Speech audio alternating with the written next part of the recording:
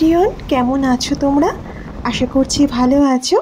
আজ রওনা দিয়েছি পুরীতে যাওয়ার উদ্দেশ্যে। সেই মতো সকাল সকাল বাড়ি থেকে বেরিয়ে পড়েছি। যাচ্ছি বাইকেই, আর যাচ্ছি আমরা তিনজন। আমরা বলতে তোমাদের দাদা, আমি আর ভাই, তিনজনে মিলেই কিন্তু যাচ্ছি।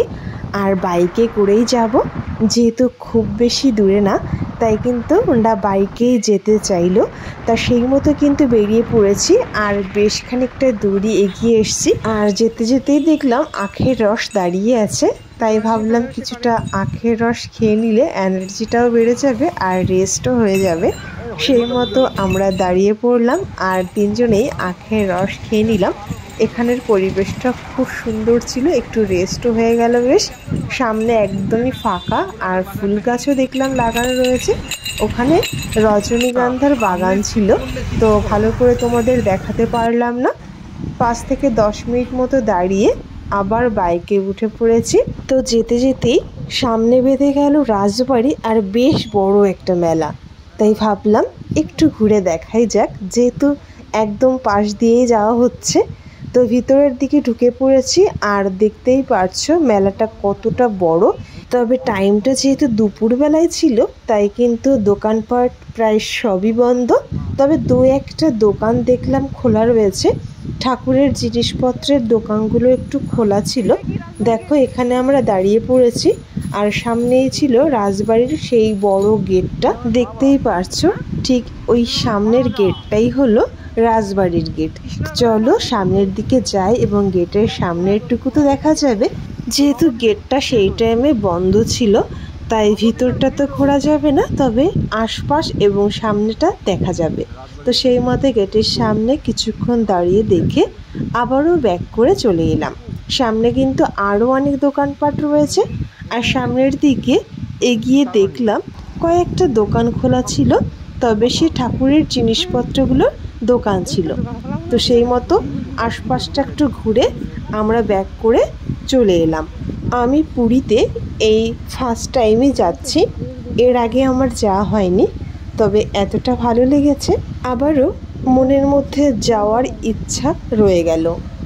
তো কিভাবে সময়টা কাটালাম আর কি করলাম তোমাদের অবশ্যই শেয়ার করব।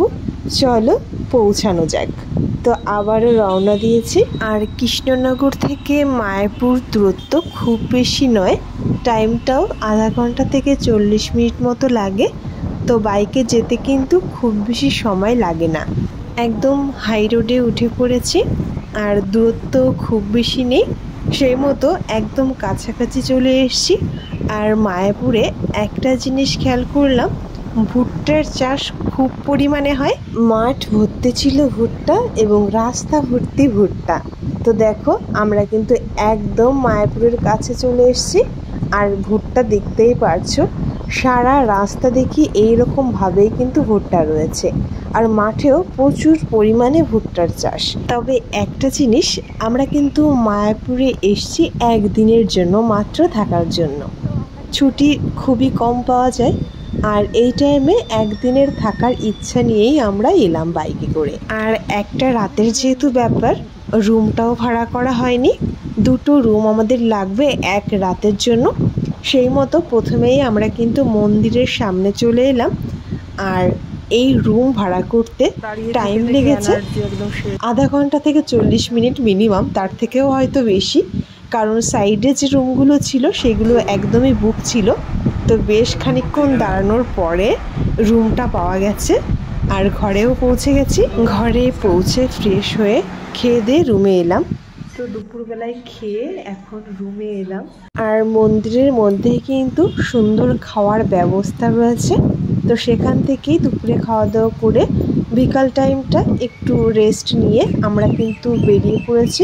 আর সন্ধ্যা আরতি রয়েছে, তার আগে পৌঁছাতেই হবে। সেই মতো আমরা রেডি হয়ে বেরিয়ে পড়লাম, আর মন্দিরের কাছাকাছি চলে এসেছি। আর মায়াপুরে এসে আশপাশে যে দোকানগুলো দেখলাম, এখানে বেশ গুপি ড্রেসের কালেকশন দেখলাম প্রচুর রয়েছে। তো সেটাই কিন্তু এখানে খুব ফেমাস মনে হলো। আর মন্দিরের একদম ভিতর সাইডটাই দেখো চলে এসেছি। আর ভিতরে এসেই দেখি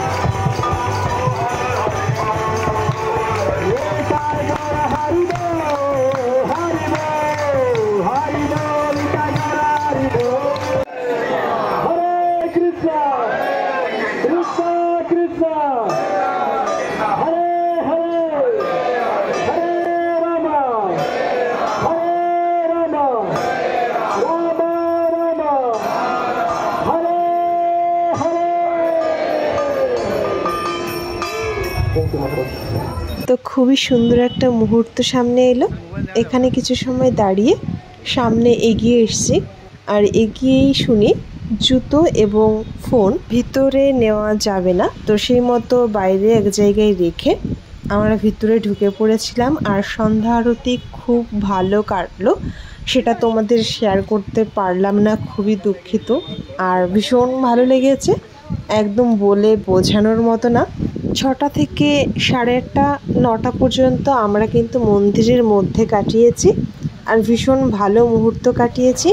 তোমরা অবশ্যই এসো এবং সন্ধ্যা আরতিটা অবশ্যই দেখো, খুব ভালো লাগবে।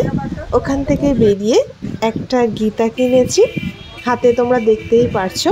মেলাটা খুব ভালোভাবে ঘুরলাম। আর রাতের খাবারের জন্য রাস্তায় দেখলাম রুটি আলুর দম বিক্রি হচ্ছিল, তো সেখান থেকে আমরা রাতের ডিনার করে রুমে পৌঁছে গেছিলাম। আর রাতে কয়েক ঘন্টা ঘুমিয়ে উঠে পড়েছি ভোর 4:30টার সময়। অত সকালে ওঠাও হয় না, আর ওইরকমভাবে যাওয়াও হয় না কোথাও, তবে খুব ভালো লেগেছে। ঠিক ওই রকম পরিবেশে আমরা সবাই ছুটে পৌঁছেছিলাম সেই মন্দিরে। ঠিক একই রকমভাবে কিন্তু সবাই ওই ভোরবেলায় মন্দিরে পৌঁছে গেছিলো। তবে এখন যে চারিদিকটা দেখতে পারছো, সেটা কিন্তু মন্দিরে সকালের আরতিটা সেরে আমরা যখন বাইরে আসছিলাম সেই টাইমটায়। এখন 6:30 থেকে 7টা মতো বাজে। আমরা কিন্তু এই টাইমে রুমে চলে এসেছি, আর এখনই আমরা বেরিয়ে পড়বো বাড়ির উদ্দেশ্যে। আর এই টাইমে আমরা কিন্তু বাইকে করে বেশ খানিকটা পথ এগিয়ে এসেছি। আর এখন আমরা সকালের ব্রেকফাস্টটা সেরে আবার বাইকে উঠে পড়লাম। আর খুব অল্প সময়ের মধ্যে বাড়িতে পৌঁছে গেছি, সকাল 10টার মধ্যেই পৌঁছে গেছিলাম। খুবই সামান্য মুহূর্ত তোমাদের শেয়ার করেছি। তো বন্ধুরা, তোমাদের কেমন লাগলো ভিডিওটি জানিও।